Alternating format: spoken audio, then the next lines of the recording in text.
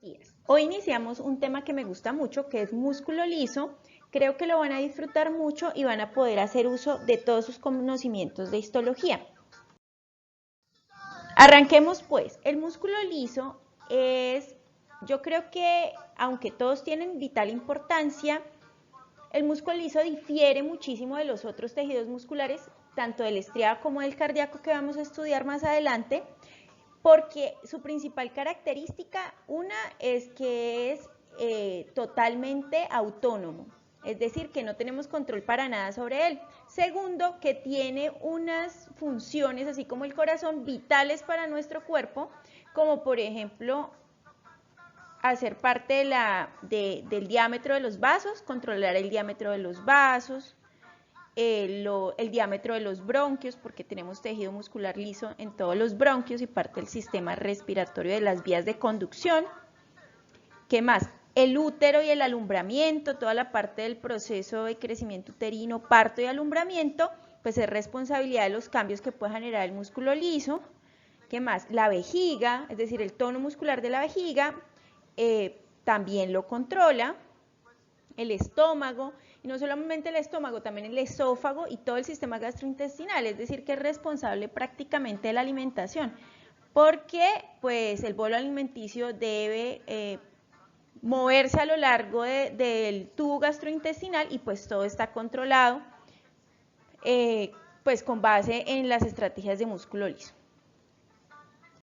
Repasemos algunos aspectos histológicos que seguramente ustedes ya deben conocer, pero pues los vamos a repasar. La actina y la miosina en el músculo liso no están tan organizados como en el músculo estriado, que hay unas estriaciones y se ven pues muy organizadas en sus bandas, sino que están un poco más, aparentemente están desorganizadas, pero realmente los filamentos de actina están orientados como en paralelo. Si los vemos aquí, aquí vemos los filamentos de actina y los filamentos de miosina que están organizados en forma paralela.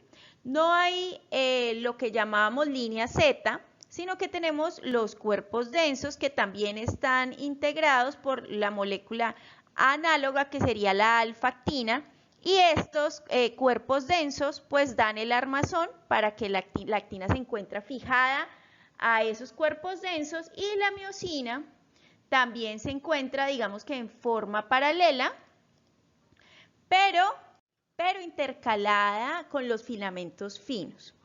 Entonces, aquí observamos como un esquema de la célula relajada, igual que aquí, y aquí de la célula contraída que se vuelve pues más globosa, podríamos decir. El músculo liso tiene un aspecto, ahorita vamos a tratar un tema que es general, es decir, vamos a ver sus aspectos generales, pero tengo que decir que el músculo liso es bien especial porque de cada órgano siempre hay diferencias sustanciales, es decir, el músculo liso uterino tiene unas características que lo hacen especial, así como el músculo liso bronquial. Y algunos neurotransmisores vamos a observar que pueden comportarse de una manera en un músculo liso y de otra manera en otro músculo liso. Entonces, claro que a lo largo del curso vamos a estar viendo las especificaciones, pero quiero recordarles que lo que vamos a ver en este son generalidades. Muy bien, aquí vemos la actina y la miosina, digamos que en este esquema un poquito más explicado, alrededor de la periferia de la célula, ¿cierto? Con los cuerpos densos y la disposición de las fibras que hace globosa, lo que yo les decía en la diapositiva anterior. Aquí pues tenemos como la explicación un poquito más ampliada, se las dejo para que lo vean. Y muestra cómo puede ser la teoría de deslizamiento, pero ya en la célula muscular lisa, que la miosina puede deslizarse a lo largo de la actina, largas distancias sin encontrar un sarcómero que lo limite, pues porque no vamos a tener línea Z. Y aquí tenemos la contracción. Digamos que hay muchas menos mioproteínas en el músculo liso, eso tiene que quedar claro. Las células son uninucleadas, en cambio el músculo estriado son multinucleadas. Entonces también hay que reconocer pues varias de esas diferencias. Y que la miosina del músculo liso pues tiene bisagras en toda su longitud, cosa que el músculo estriado no lo tiene. Aquí tenemos la visión de acople de dos células cercanas de músculo liso y observen que están unidas por una unión mecánica o acoplamiento celular que habíamos visto antes como gap junction o uniones celulares estrechas, también le podemos llamar, etc. Ya digamos que en este video no vamos a abordar de cómo se inerva el músculo liso, pero ya en otro video vamos a tratar solamente ese tema porque digamos que es algo que nos necesitamos profundizar. Así que vamos a ver los aspectos generales primero. Bueno, ¿qué más vemos en esta gráfica? Acá están los filamentos intermedios que tenemos, el filamento grueso y fino que ya dijimos, los cuerpos densos y las uniones en hendidura para la comunicación eléctrica y química, ¿no? Ahí tenemos las uniones, pues. Por favor, pongan en la caja de comentarios para qué sirven estas dos proteínas, desmina y dimentina. Si son proteínas intermedias, si son de soporte, si son parte de la matriz extracelular, de qué serán, de qué harán parte y qué tan importantes serán en este armazón del músculo liso. Bueno, para orientarnos un poco más, el libro de Bernie Levy nos muestra unas microfotografías. Fíjense que aquí tenemos 0.5 micras de diámetro y nos muestra varias células lisas con acoplamientos de superficie. Y fíjense los retículos sarcoplásmicos que tenemos, que ya son mucho más pequeños que el retículo sarcoplásmico en red que tiene el músculo estriado. Entonces tengan ya en sus cabezas que son células uninucleadas que además tienen retículos sarcoplásmicos más pequeños. Así que, y eso va a ser muy importante para entender algunos aspectos fisiológicos que cambian en este músculo. Aquí observamos una fotografía que creo que se ve un poquito más claro. Aquí tenemos una célula muscular, ¿cierto? Lisa, con sus cuerpos densos, ¿cierto? Retículos sarcoplásmicos, los negritos son los filamentos gruesos. Y tenemos unas cavidades que se llaman caveolas. Las caveolas nos van a servir para aumentar la superficie de contacto con cualquier sustancia que quiera estimular o entrar a la célula. Luego vamos a ver cuál sería como su papel. Fíjense, aquí tenemos mitocondrias y nos muestra una ampliación de los filamentos finos y gruesos que aparentemente se ven desordenados, pero realmente tienen una organización, solamente que es pues diferente. Bueno, como ya vimos a profundidad el músculo estriado, entonces vámonos a enfocar en las diferencias que hay con respecto al músculo estriado. Es decir, que vamos a comparar el músculo liso versus el estriado a ver qué diferencias notamos. Lo primero es que el músculo liso puede haber de varios tipos. Así como en el músculo estriado hay fibras de tipo 1, de tipo 2B, de tipo 2A, 2X. Aquí hay fibras o tipos de músculo que son multiunitarias y unitarias dependiendo de su inervación. Entonces, la multiunitaria tiene un aislamiento eléctrico entre ellas, es decir, que tiene unas terminaciones nerviosas, ya sea el sistema simpático o otro, pero de forma aislada, es decir, del sistema nervioso autónomo generalmente. Pero las células no se comunican entre ellas y esto permite un control motor muy fino. Esto se parece mucho a lo que hablábamos en células musculares estriadas, donde decíamos que tenían, que era una unidad motora con una tasa de inervación alta o baja. En este caso, pues no hablamos de eso, sino que hablamos de músculo multiunitario. Generalmente el músculo multiunitario son células que necesitan control muy fino. Ejemplo de esto, la pupila. El diámetro pupilar se controla con base en células musculares lisas de tipo multiunitario.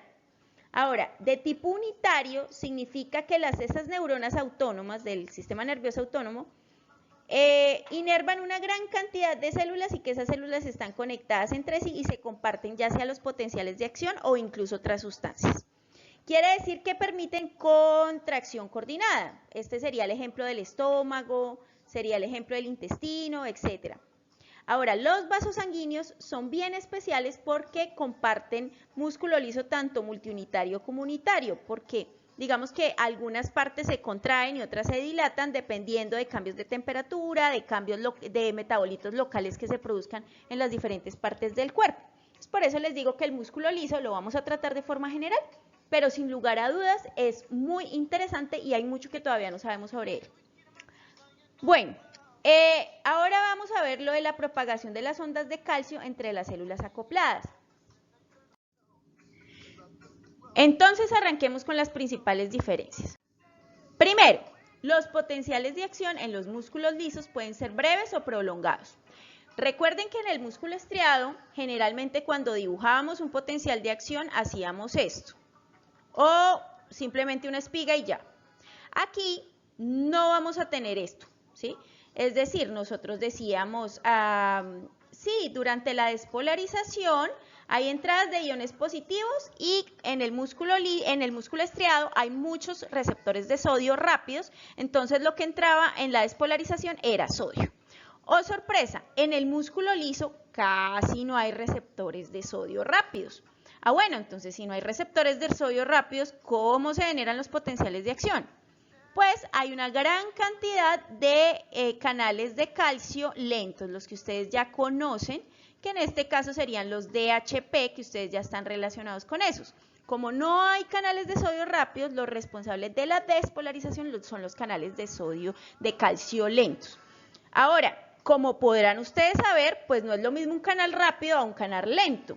El canal lento permite entrada de iones positivos, pero no a una velocidad tan alta, y eso cambia la morfología del potencial de acción. Ya les voy a mostrar cómo. Y eso también puede generar que el músculo liso puede generar potenciales de acción que puedan ser muy cortos o puedan ser prolongados, porque la respuesta del potencial de acción es graduada. ¿Qué significa graduada? Que como los canales son lentos, pues se demora mucho en despolarizarse, o sea que lo hace gradualmente. Observemos entonces aquí las diferencias del potencial de acción para que quede un poco más claro. Aquí tenemos tres tipos de potenciales de acción. Este de espiga puede ser de una neurona cualquiera, este de meseta puede ser uno de origen cardíaco o de un músculo bastante grande, y este de ondas lentas es del músculo liso. Entonces, ¿ya vieron las diferencias? Aquí la despolarización se da de manera muy lenta. Miren, tomo todo este pedazo hasta llegar al umbral para poder generar el potencial de acción. ¿Sí lo ven? En cambio aquí se generó de manera muy rápida. ¿Sí? ¿Por qué? Porque aquí hay canales de sodio rápidos y aquí también, pero aquí no hay. Sino que esta generación de ondas lentas es responsabilidad de los canales lentos de calcio. También son parte de la familia DHP, dihidropiridínicos. Por eso, cuando ustedes hicieron la consulta de bloqueadores de los canales de calcio, les salió que algunos de esos bloqueadores de los canales de calcio sirven para controlar la presión arterial. Pues claro, porque las paredes arteriales pues están hechas de músculo liso, es decir, que tienen este tipo de potenciales. Y si yo bloqueo los canales de calcio, pues estaría evitando que haya despolarización en esos músculos, lo que generaría pues una vasodilatación porque no se van a contraer. Miremos más de cerca la generación de estas dichosas ondas lentas. Entonces, fíjense que en el primer paso tenemos la apertura de canales de calcio dependientes de voltaje. Ya luego miramos por qué cambió el voltaje en la célula que hizo que los canales se abrieran. Digamos, dejémoslo para el segundo video. Digamos que por el momento vamos a asumir como un hecho que estos canales dependientes de voltaje se abrieron y empieza a ingresar calcio a la célula, ¿cierto? Como son iones positivos, pues van a generar una despolarización. Solo que los canales son lentos, así que se hace de forma muy lenta, o sea, le toma todo este tiempo. Luego se genera una espiga de potencial de acción una vez la cantidad de iones positivos ha pasado el umbral de todo o nada, que aquí en el músculo liso se respeta mucho menos, ¿no? Aquí no hay tanto todo o nada, pero sí hay cierto umbral. El flujo de calcio de entrada eleva la concentración interna de calcio, por supuesto, y hay un mecanismo de acople excitación-contracción que ahorita más adelante explicaremos. Luego de que el potencial de acción ha pasado, por supuesto la célula empieza a querer despolarizarse y a querer repolarizarse porque los canales de potasio dependientes de calcio o dependientes de voltaje se abren y genera una hiperpolarización lenta, es decir, hay salida de potasio, ¿sí? También hay varios procesos y corrientes adicionales aquí, pero bueno, por el momento así, lo que genera una hiperpolarización también de manera lenta. Y en esa hiperpolarización pues se cierran los canales de calcio porque funcionan a otros voltajes y va disminuyendo la concentración de calcio. Luego, después del cierre de los canales de potasio, es decir, que se deja de fugar potasio, pues los canales dependientes de calcio empiezan a funcionar porque se empiezan a acumular cargas positivas y empezamos el circuito otra vez. Ahora, el músculo liso tiene algo muy especial y es que algunas células del músculo liso generan sus propias corrientes marcapaso, que a eso es lo que le llamamos ondas lentas. ¿Cómo así? Pues que hay unas células que pueden generar sus propios potenciales de acción, así como en el corazón. Es decir, el intestino es un órgano que llama menos la atención que el corazón, pero también tiene unas células marcapaso. En este caso son las células intersticiales de Cajal. Tanto así que pues hay diferentes tipos de contracciones que generan los músculos lisos. Algunas son contracciones fásicas y otras son tónicas. ¿Qué significa eso? Fásicas significa que el músculo se contrae y se relaja. Tónica significa que nunca se relaja en realidad, solo se contrae más o se contrae menos, pero siempre tiene un tono, una contracción así sea leve. Por ejemplo, las arterias vasculares siempre tienen un tono. Ese es muy buen ejemplo. Entonces, algunas células del músculo liso generan corrientes marcapaso para generar esas corrientes fásicas, porque por eso es que se llama corriente marcapaso o corriente de ondas lentas, porque se genera una y otra vez, una y otra vez, una y otra vez, como si fuera un círculo vicioso que no para. ¿Por qué? Porque las células son capaces de generar esos potenciales de acción ellas solas. Ahorita les explico cómo es. Aquí tenemos 3 ejemplos de 3 músculos lisos diferentes. Aquí tenemos una arteria, por aquí tenemos otros 2 músculos, me parece que esto es próstata y creo que lo otro creo que es útero, no estoy segura. Esta comparación, digamos que lo importante de esto es ver la organización que tiene y que las funciones siempre son diferentes, entonces en cada célula vamos a encontrar de pronto receptores en una que no hay en otra, etc. Bueno, aquí viene la segunda gran diferencia. Algunos músculos lisos se contraen sin potenciales de acción. Es decir, esas oscilaciones del potencial de membrana pueden dar lugar a contracciones que son tónicas, pero en ausencia de potenciales de acción. ¿Cómo así? A esos cambios, digamos, escalonados, se le llama contracciones de origen fármaco-mecánico. Es decir, que no son de origen, o sea, no fue porque la célula se despolarizó y por juego de canales y corrientes, sino que hubo otros factores que generaron la contracción. Ahora, si nos ponemos a pensar, lo que necesita cualquier músculo para contraerse, que es lo que dijimos desde el principio, es aumentar las concentraciones de calcio. Ahora, ¿cómo llegue a aumentarlas? Pues en el músculo liso sí puede haber diferentes fuentes de calcio. Entonces, ya discutimos una, que es la entrada de calcio a través de los canales de tipo N o CAP, de tipo L o tipo lento, relacionadas con las dihidropiridinas. Bueno, en respuesta a una despolarización, que después discutimos cómo se generó. Listo, esa es de potencial de acción normal. Pero hay otras fuentes de donde puede venir esa entrada de calcio. Por ejemplo, la liberación de calcio, sí, del retículo sarcoplásmico, que como sea se va a dar, pero a través de canales de liberación de calcio que son unidas a cadenas de inositol trifosfato, por ejemplo, que ahorita miramos cómo es que se activan, o entradas de calcio a través de canales que son absolutamente independientes al voltaje y que son operados por depósitos.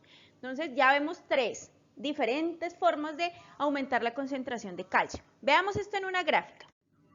Ok, en esta gráfica, que es de la fisiología de Borón, nos muestra varias cosas interesantes.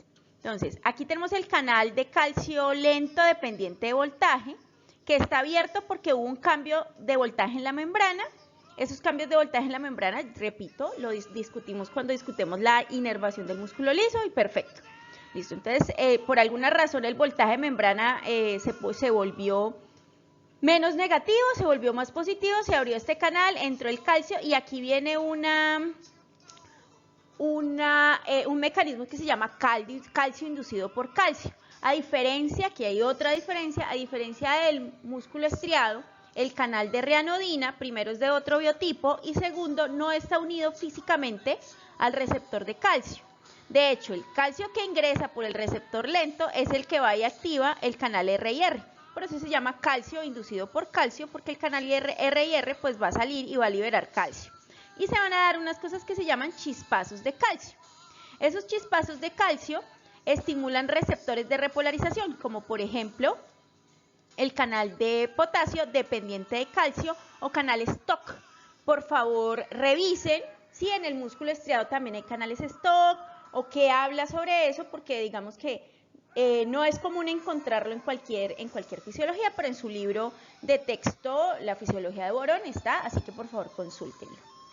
También eso activa canales STIC, que son canales de calcio operados por, canales de cloro operados por calcio. Va a haber una fuga de cargas negativas y una fuga de cargas positivas, haciendo que, digamos, que el voltaje de membrana se mantenga para que el calcio este calcio que se ha liberado del retículo, pues se vaya a hacer el acople a generar toda la parte de la contracción que ahorita vemos, porque en este caso pues no hay troponina, pero pues hay calmodulina, entonces ahí vemos otro proceso diferente.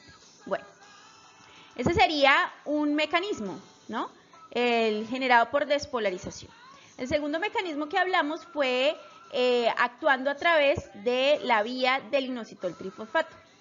Entonces, generalmente el músculo liso tiene receptores de proteína G, ¿cierto?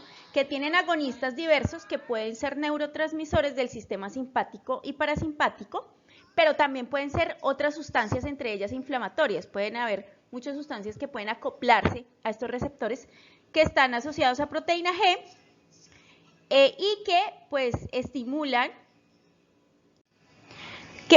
mejor dicho, que una vez estimulados generan disociación del complejo de la proteína G y su subunidad alfa pues estimulará la fosfolipasa C, lo que generará como resultado que el inositol difosfato pues se convierta en trifosfato, y ese inositol trifosfato tiene receptores sobre el retículo que están muy aparte de los RIR, son receptores de IP3 directamente en el retículo, que son estimulados por este IP3, lo que hace que el calcio se libere, ¿sí? Fíjense que en este paso, en esto que acabamos de ver aquí, en ningún momento hablamos de potenciales de acción. Pero este calcio que se ha liberado a través de este receptor de IP3, pues va a aumentar, se va a unir a la calmodulina y va a hacer todo el proceso de contracción, así el potencial de membrana no haya cambiado. Bueno, la tercera forma de conseguir calcio para generar una contracción es esta forma, que sería los canales operados por depósito, también llamados ORAI. Estos canales de calcio que están unidos por proteínas que se llaman STIM1, que están en el retículo, que son muy sensibles a la disminución de la concentración de calcio dentro del retículo. Cuando esa concentración de calcio dentro del retículo disminuye, estos canales se activan y generan activación de los canales ORAI que dejan pasar calcio. Entonces, ese paso de calcio hace que el calcio entre hacia el citosol, ¿cierto? Generando pues chispazos de calcio y todas estas cosas que vemos ahí. Este calcio pues finalmente reforzará las contracciones. Ahora, este calcio, todo el calcio que se recolectó finalmente por cualquiera de las formas que haya entrado, pues en cualquier caso entrará a través del canal cerca del retículo sarcoplásmico, que también es un intercambiador pues por hidrogeniones, funciona muy parecido al que habíamos estudiado en el retículo sarcoplásmico, es un intercambiador por calcio. Y eso quiere decir que esto me garantiza este proceso, que el retículo sarcoplásmico, porque como es tan pequeño, no se quede sin calcio suficiente para generar futuras contracciones. Eso es algo interesante.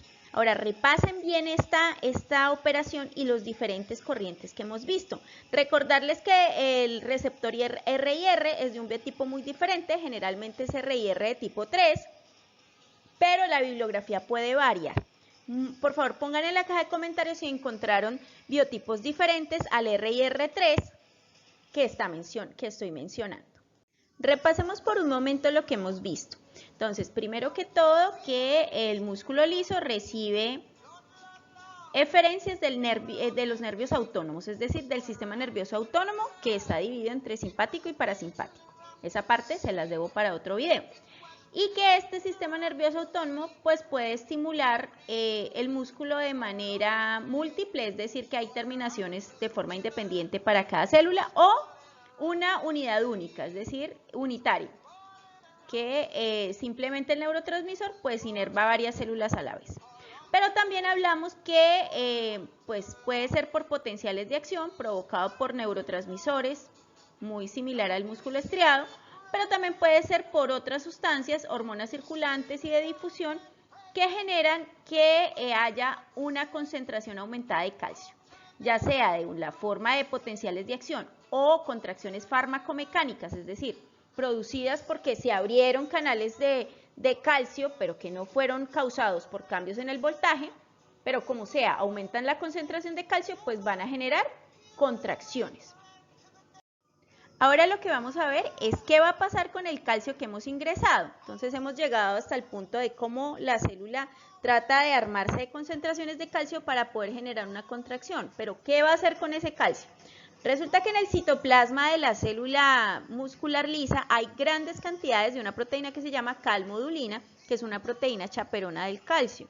Es decir, que el calcio llega y se une a ella. Observen que no hay troponina, ahora aquí hay calmodulina. Ahora, ¿quiere decir que en el músculo estriado no hay calmodulina? Sí, sí hay, pero no tiene este protagonismo que tiene en el músculo liso. Ahora, este complejo calcio-calmodulina va a llegar a activar una enzima que se llama MLSK, o sinasa de cadena ligera de miosina, que en adelante le vamos a llamar MLSK para que sea más corto. Ahora, ese complejo calmodulina, calcio, MLSK, todo activado, tiene una función importante que es fosforilar las cadenas ligeras esenciales de la miosina. Resulta que en el músculo estriado nos concentramos en los sitios activos de la miosina, de las cabezas pesadas que dijimos que tenía dos, uno para el ATP de hidrólisis y uno para unirse a la actina. Bueno, en el músculo liso existen esos mismos dos receptores en la cadena pesada, pero además las cadenas ligeras tienen sitios de fosforilación que actúan como cadenas reguladoras. Es decir, que si este complejo calmodulina, MLSK, calcio, no fosforila estos sitios, no hay contracción. Entonces, ¿qué hace todo este complejo? ¿Qué hace la MLSK? Coger un ATP, ¿cierto? Volverlo a ADP y los fosfatos resultantes pues los va a pegar en cada una de estas cadenas ligeras. Cuando esas cadenas ligeras están fosforiladas, entonces pueden funcionar. Miremos la integración del ciclo contráctil completo. Ok, aquí tenemos el ciclo contráctil completo, tratemos de poner máxima atención para no perderlos. Bueno, importante también decir que hay otras proteínas que también son importantes en este proceso, como el caldesmón y la calponina, que tienen unos homólogos en el músculo estriado, ¿sí? Entonces van a buscar para qué sirve el caldesmón y para qué sirve la calponina, y se van a dar cuenta que son muy parecidos, o algunos de ellos son muy parecidos a lo que hace la tropomiosina. Es decir, que inhibe tónicamente la interacción entre la actina y la miosina, a menos que estén fosforilados, que es lo que acabamos de decir.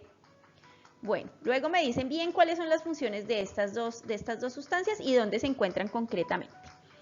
Ok, entonces empecemos. Ya dijimos que la MLSK más el calcio tiene la propiedad de fosforilar. Entonces, fíjense que aquí tenemos las cadenas ligeras ya con fosfato, es decir, están fosforiladas. Y la cadena pesada tiene un ADP con un fosfato. Es decir que, pues, también tiene su cadena de ATP porque recuerden que necesita energía para poder moverse.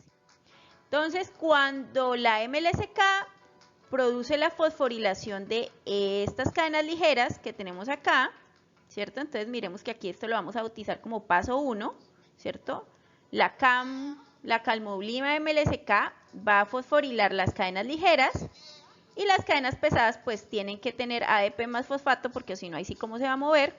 Ese fosfato es utilizado para mover la cadena de miosina exactamente igual como en el músculo estriado, pero fíjense que la cadena ligera sigue fosforilada, ¿sí? Listo, este es el paso 2, se movió.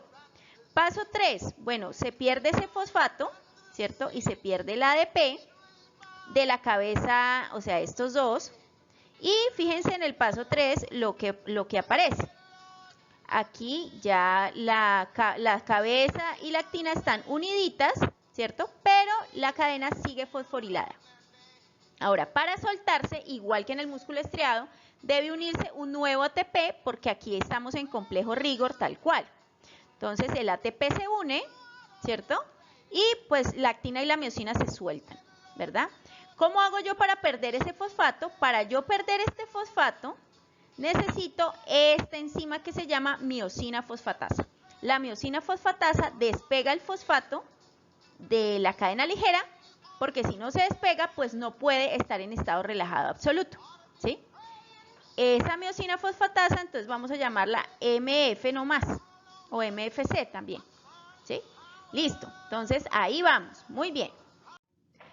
Entonces, como dije, para que finalice una contracción en el músculo liso se necesita que se desfosforile la cadena ligera de miosina, Así que la presencia de las enzimas, tanto la miosina fosfatasa como la MLSK y sus niveles intracelulares, pues van a hacer que esas contracciones o se prolonguen o se acorten.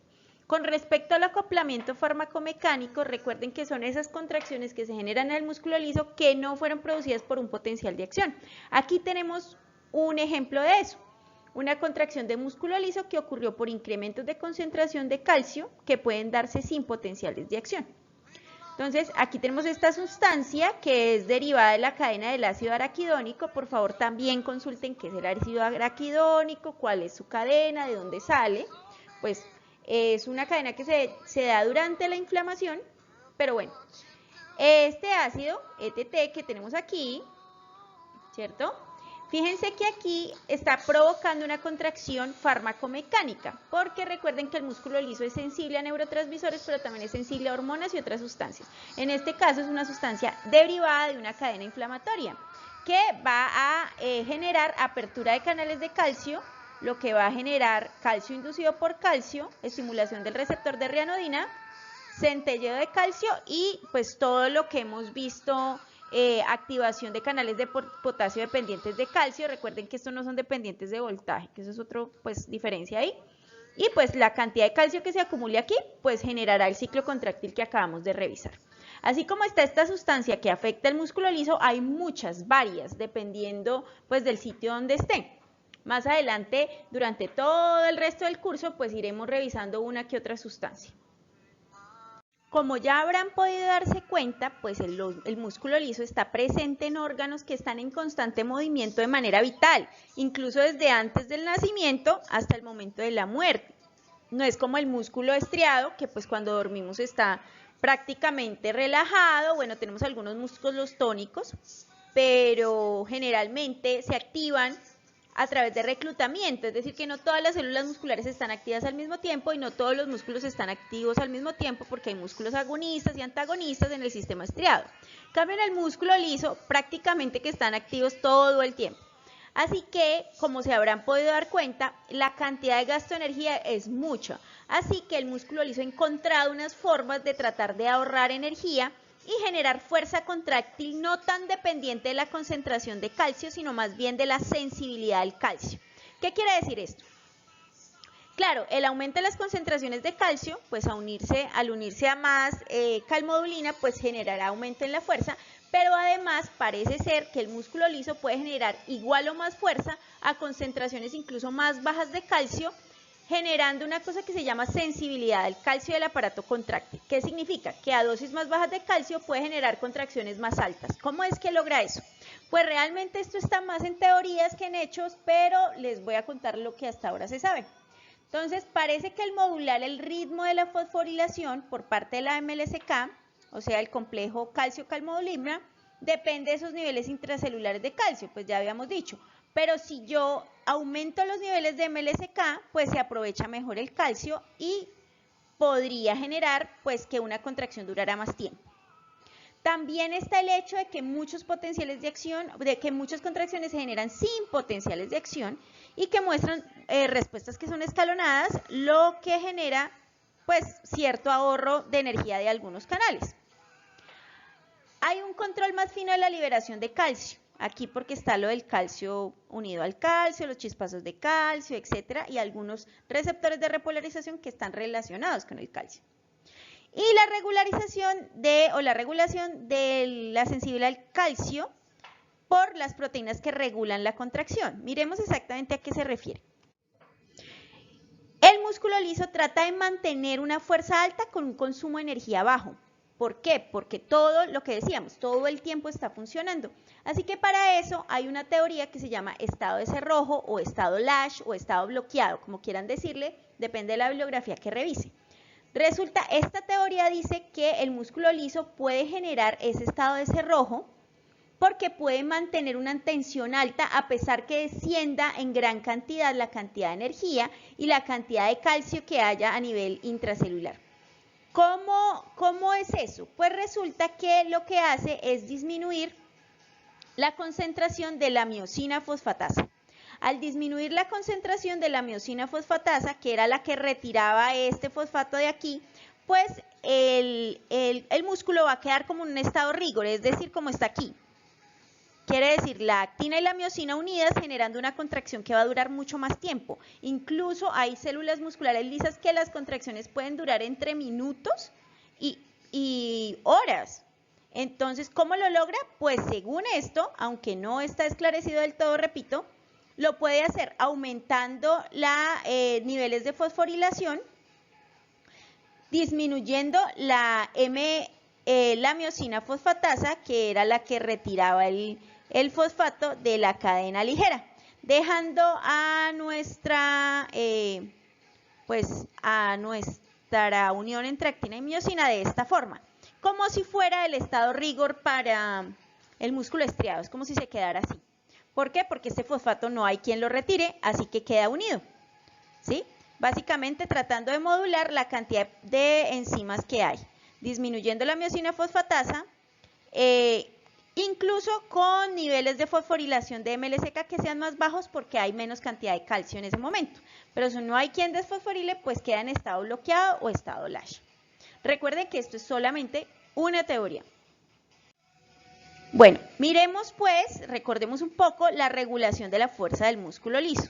Entonces recuerden que hay variaciones que están relacionadas con neurotransmisores u hormonas que pueden tener receptores comunes asociados a proteína G, triméricas, diméricas, pueden haber de varios tipos asociados a fosfolipasa C, que generen pues aumentos de inositol trifosfato, que van a sacar pues el calcio del retículo sarcoplásmico a través del receptor RIR, que dijimos que era de un biotipo diferente. Ese RIR pues genera la unión a la calmodulina, ¿cierto? También puede ser por entradas de calcio dependientes de voltaje, o operados por voltaje, que estos son los calciolentos, y este ingreso de calcio pues causa calcio inducido por calcio y estimula también el RIR y pues salimos de acá. Bueno, recuerden que este IP3, ¿cierto? Tiene sus propios receptores que saca calcio aparte, que en este gráfico pues como que lo confunde, pero no es así. Como sea, el calcio ya se ha salido del retículo a través de receptores IP3 o a través de receptores RIR, pues se va a unir a la calmodulina, que va a activar la MLCK, que va a fosforilar la actina, que se va a unir va a fosforilar las cadenas ligeras de miosina, y se va a unir a la actina para generar la contracción, ¿cierto? Y para generar relajación, pues tendremos que usar miosina fosfatasa para que se relaje, ¿cierto? Hay otras vías moleculares que están implicadas en la inactivación de la miosina fosfatasa, por ejemplo. Parece ser que la inactivación de esta miosina fosfatasa pues hace que la relajación nunca llegue y parece ser culpable también del estado bloqueado, que es la activación de la cadena de rosinasa. Bueno, aquí tenemos un poquito más descrita la parte de sensibilidad al calcio que parece ser responsabilidad de esta cadena de rosinasa, ¿sí?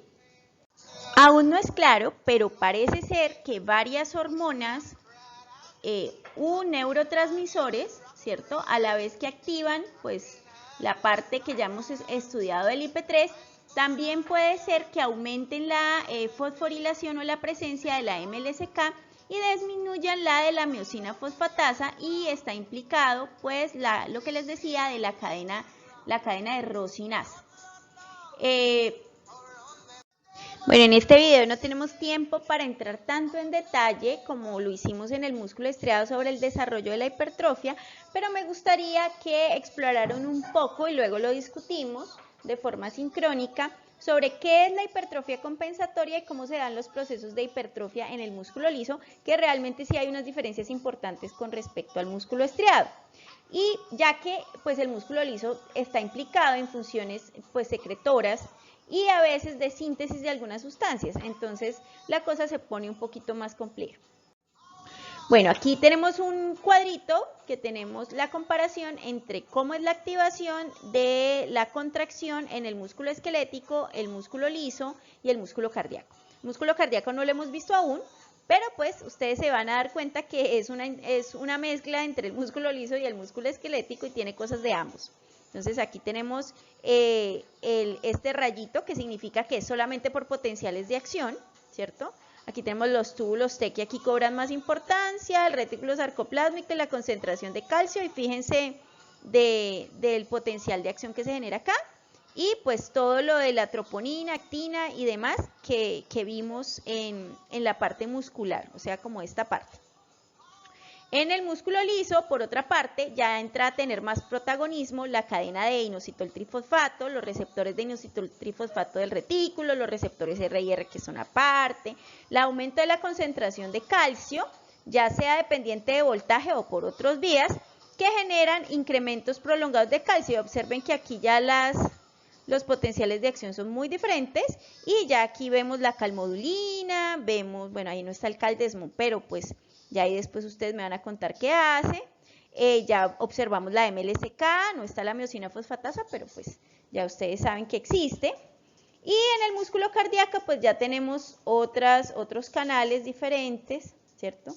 Y pues luego los vamos a revisar con atención. Pero aquí este cuadro nos sirve para que veamos entonces las diferencias que hemos logrado resumir en este video. Bueno, como siempre, muchas gracias por escucharme. Espero que este tema ya vaya entrando de manera más fluida, que les guste un poco más, porque es uno de realmente de mis favoritos.